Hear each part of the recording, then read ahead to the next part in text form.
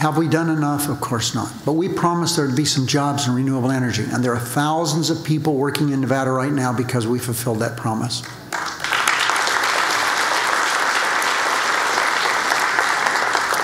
Never again will Americans be required to bail out the banks that created their own problems.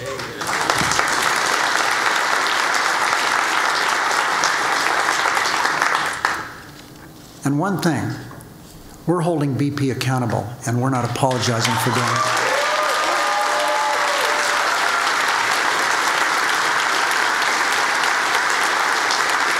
We have a lot more to do.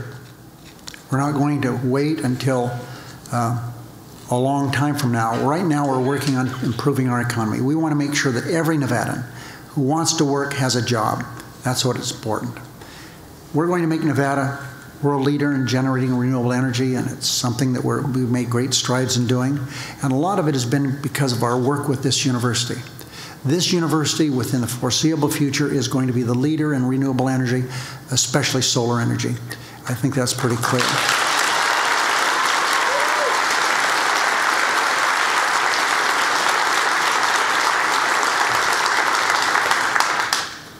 I'm not here to berate Republicans, because throughout the country and throughout the state of Nevada, there are Republicans who are relying on our doing a better job. I'm here, though, to report that the Republicans in Congress do not represent mainstream Republicans in Nevada.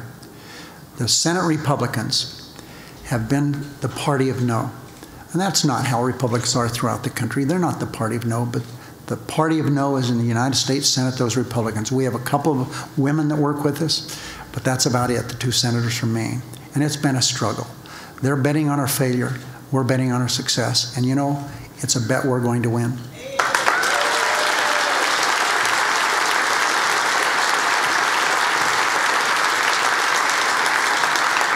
Finally, I want to say a word about our honored guest today.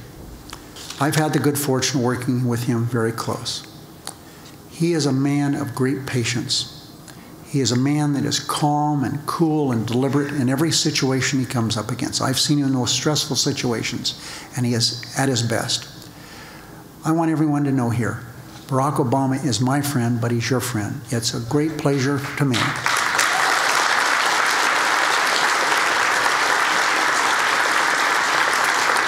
The president knows that we're a state full of fighters.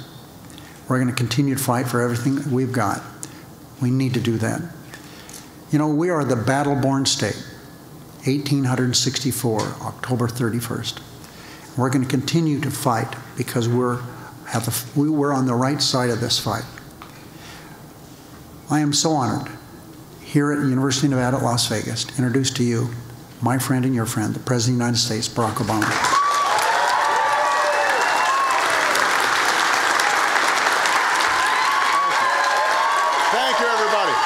Please have a seat, have a seat.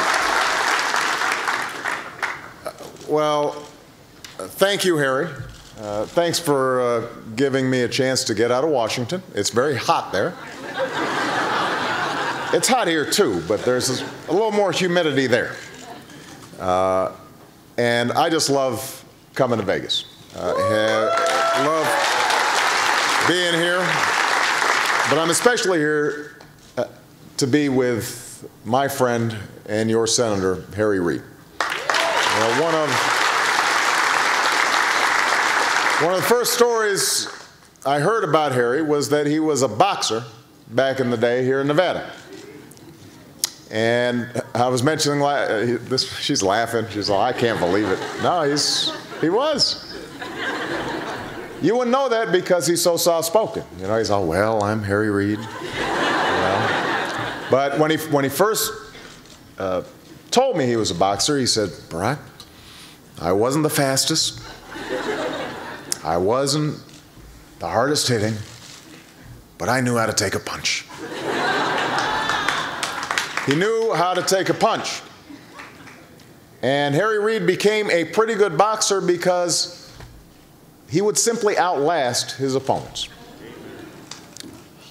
He had a stronger will. And I think that tells you something about the kind of person he is, the kind of senator he is, the kind of Senate Majority Leader he is. He is a fighter. and you should never bet against him. And that's just what we need right now. That's what Nevada needs right now. That's what Nevada needs, is somebody who's going to fight for the people of Nevada and for the American people.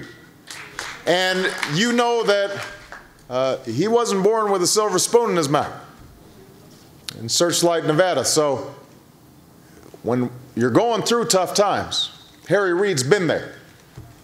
He knows what it feels like to be scraping and scrimping and struggling to make ends meet.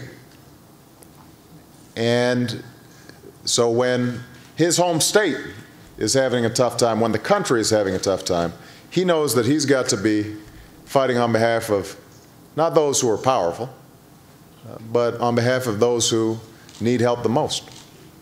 Now, let me tell you, when we first took office, amidst the worst economy since the Great Depression, we needed Harry's fighting spirit, because we had lost nearly 3 million jobs during the last 6 months of 2008. The month I was sworn in, January 2009, we lost 750,000 jobs in that month alone. The following month, we lost 600,000 jobs. And these were all the consequence of a decade of misguided economic policies, a decade of stagnant wages, a decade of declining incomes, a decade of spiraling deficits. So our first mission was to break the momentum of the deepest and most vicious recession since the Great Depression. We had to stop the free fall and get the economy and jobs growing again. And digging out of this mess required us taking some tough decisions. And sometimes those decisions were not popular. And Harry knew they weren't popular. I knew they weren't popular. But they were the right thing to do. And Harry was willing to lead those fights because he knew that we had to change course. That to do nothing, to simply continue with the policies that had gotten us into this mess in the first place, would mean further disaster. And to fail to act on some of the great challenges facing the country that we had been putting off for decades would mean a lesser future for our children and our grandchildren. Now, as a result of those tough steps that we took, we're in a different place today than we were a year ago. An economy that was shrinking is now growing. We've gained private sector jobs for each of the past 6 months instead of losing them, almost 600,000 new jobs. But as Harry pointed out, that's not enough. I don't have to tell you that. The unemployment rate is still unacceptably high, particularly in some states like Nevada. And a lot of you have felt that pain personally, or you've got somebody in your family who's felt the pain. Maybe you found yourself underwater on your mortgage and faced the terrible prospect of losing your home. Maybe you're out of work and worried about how you're going to provide for your family.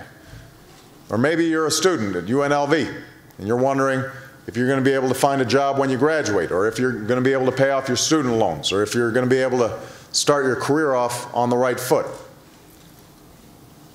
Now, the simple truth is it took years to dig this hole. It's going to take more time than any of us would like to climb out of it.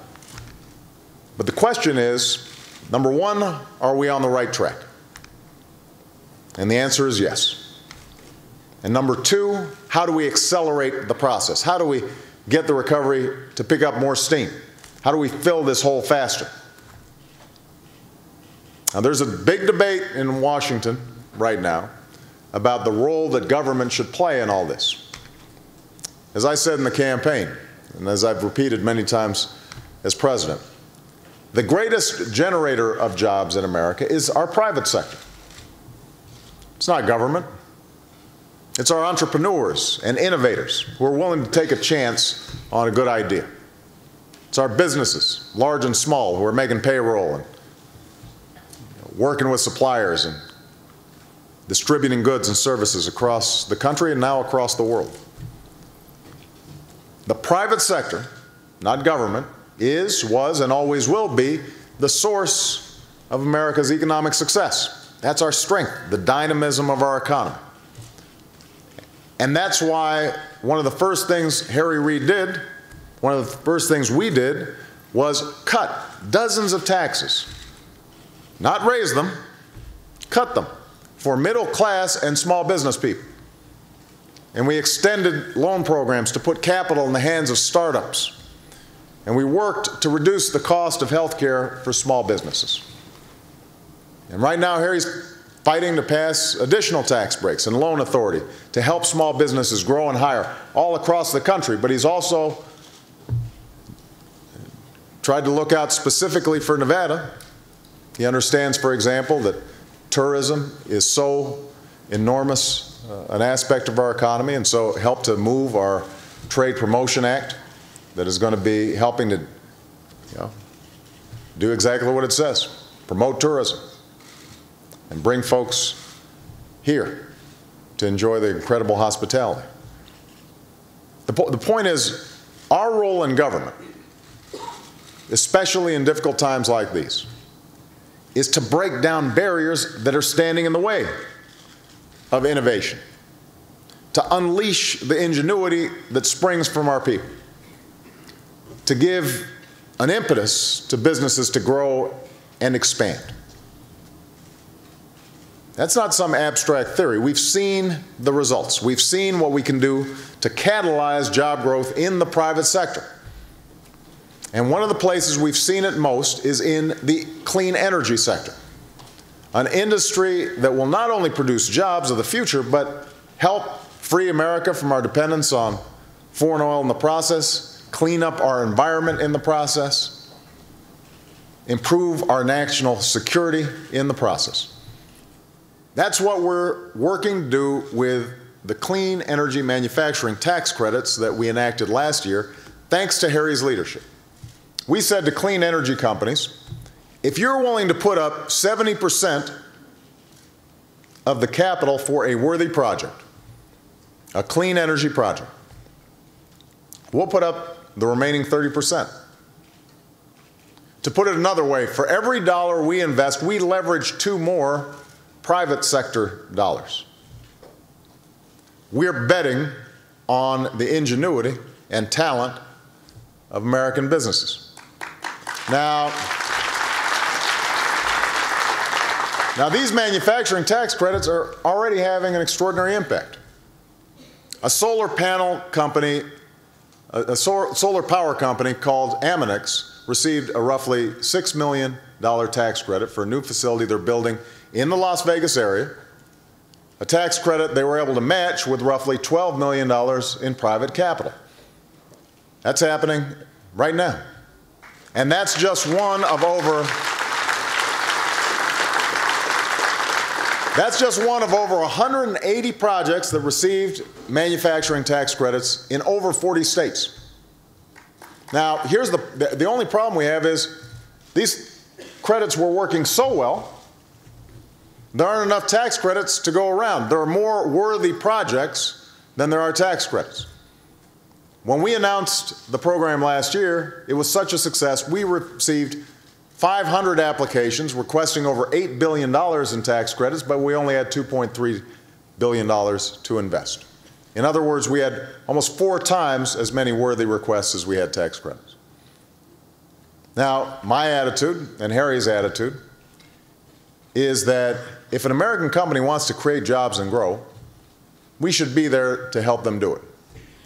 So that's why I'm urging Congress to invest $5 billion more in these kinds of clean energy manufacturing tax credits, more than doubling the amount that we made available last year.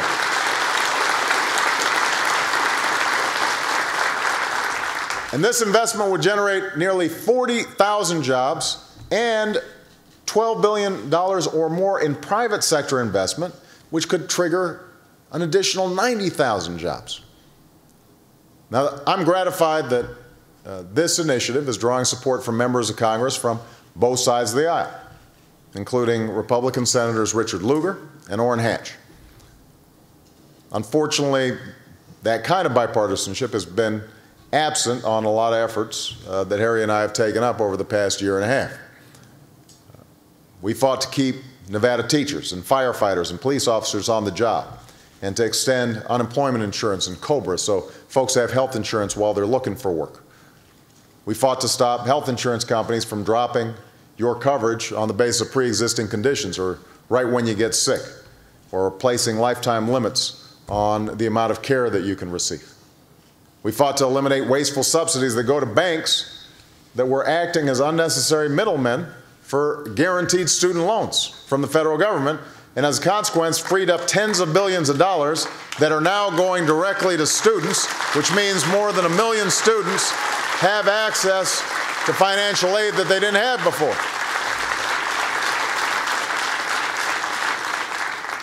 And we're now on the cusp of enacting Wall Street reforms that will empower consumers with clear and concise information that they need to make financial decisions that are best for them, and to help prevent another crisis like this from ever happening again, and putting an end to some of the predatory lending and the subprime loans that had all kinds of fine print and hidden fees that have been such a burden for the economy of a state like Nevada and haven't been fair to individual consumers in the process. So that's what Harry and I have fought for. And frankly, at every turn, we've met opposition and obstruction from a lot of leaders across the aisle. And that's why I'm glad I've got a boxer in the Senate who's not afraid to fight for what he believes in. And Harry and I are going to keep on fighting until wages and incomes are rising and businesses are hiring again right here in Nevada, and Americans are headed back to work again, and we've recovered from this recession, and we're actually rebuilding this economy stronger than before. That's what we're committed to doing. So Nevada, I know we've been through tough times. And not all the difficult days are behind us. There are going to be some tough times to come. But I can promise you this. We are headed in the right direction. We are moving forward. We are not going to move backwards. And I'm absolutely confident that if we keep on moving forward, if we refuse to turn backwards, if we're willing to show the same kind of fighting spirit as Harry Reid has shown throughout his career, then out of this storm, brighter days are going to come. Thank you very much, everybody. God bless you.